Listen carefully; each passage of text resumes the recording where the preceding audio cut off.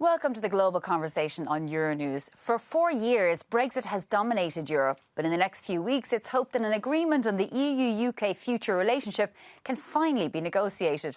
But at what cost for everyone? And what happens if talks fail? I'm joined from Dublin by Irish Prime Minister Micheál Martin. You're welcome, Taoiseach. Thank you very much indeed. Taoiseach, I think at this point we can say that the talks are on extra time. For how long will the EU negotiate?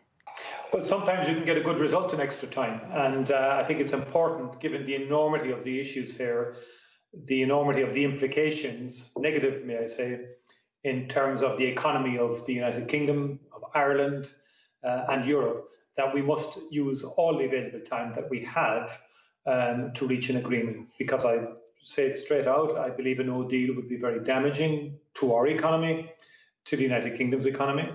And indeed to Europe as well. So politicians have an obligation to the people that they represent. We're already at that point where, it won't be possible for each member state to perhaps ratify the deal, for the Parliament to have its say on the deal. So what will happen if it takes another week or so? Will there be a bridging situation? Could you apply the deal that was agreed prior to ratification in January? So what's the situation there? What could happen?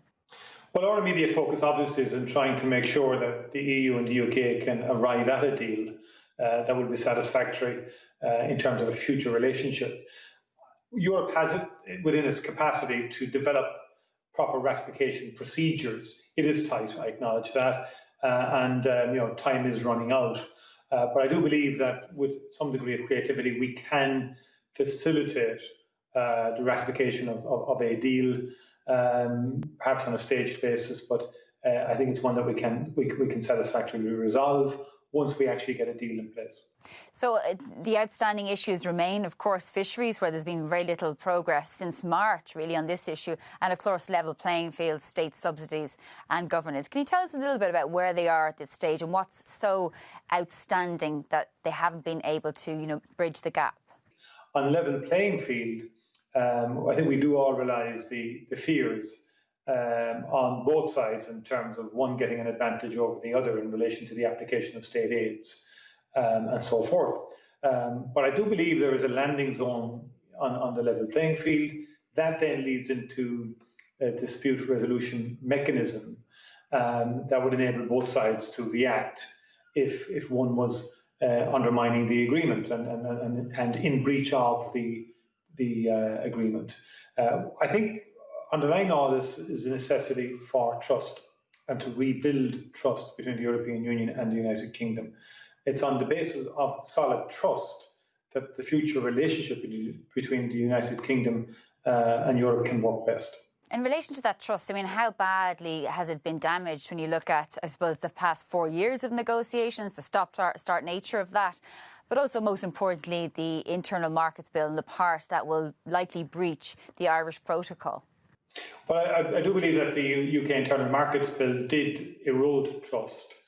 That said, I think the measured response from the European Union has been important here in terms of settling things down and keeping the focus on the actual substance of the negotiations themselves around the future trading relationship. Because if a future trading relationship can be arrived at, that should then neutralise the offending clauses in the UK Internal Market Bill and would not necessitate their reintroduction.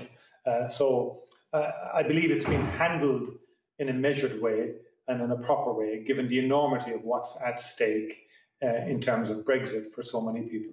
But of course, you're saying that those clauses will be neutralised by a trade deal, yet the UK says no matter what, they won't be removing those clauses, and that's what the EU is saying is a prerequisite. Is that not right? The UK is pretty strong saying that they won't revoke that part of the legislation. Well, I think we need to take this step by step. I think the House of Lords has given a very emphatic verdict on the offending clauses and on the bill itself, and the bill itself has had a very choppy journey so far, even in the context of Scotland, for example, and Wales, and at the recent British-Irish Council meeting, that became very clear.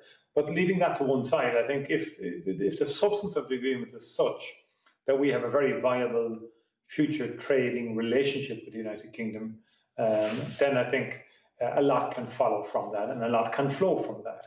And the fears and assertions made by the UK side clearly would not have materialised if they can agree a deal with Europe. And I think those sections can fall away. Just moving on to some other EU issues. We heard in July, an unprecedented moment where we had the agreement of the EU budget and the €750 billion EU rescue fund. There are two countries now who are objecting to that, who are stopping its progress when there are many member states who really need access to that money. What's your opinion on the move by Hungary and Poland last week? I'm very, very disappointed with the move. I think it's unwarranted. This is a very significant financial package.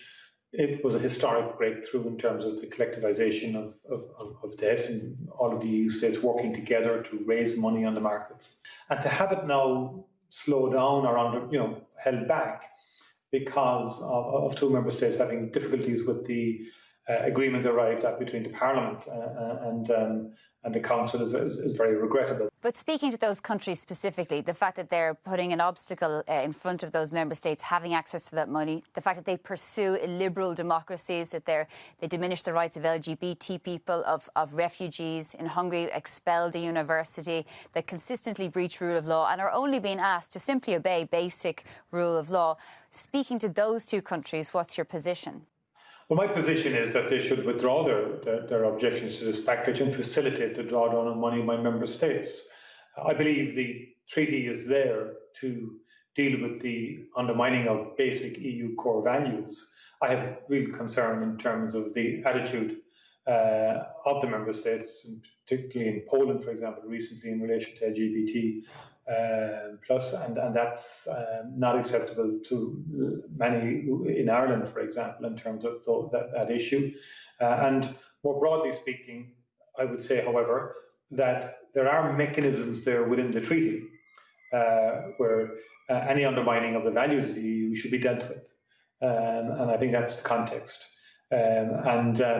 In my view, given the severity of the crisis occasioned by COVID-19, it is very, very important that these remaining obstacles are removed.